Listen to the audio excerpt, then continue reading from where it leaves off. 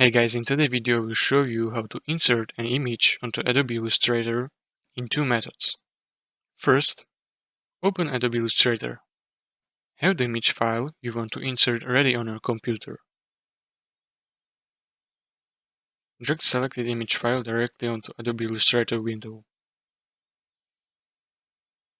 Adjust the image size and position using anchor points. While the image is selected, go to Properties panel. Click Embed button to embed the image in the Illustrator file. Second method, open Adobe Illustrator, create a new file or open an existing one. Go to File menu, select Place from drop-down menu. Choose the image file you want to insert and click Place.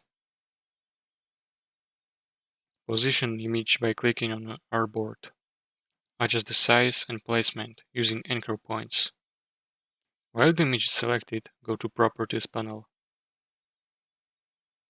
Click Embed button to embed the image in the Illustrator file. These two methods allows you to easily insert and embed image in Adobe Illustrator. If you found this tutorial helpful, please consider subscribing and liking video.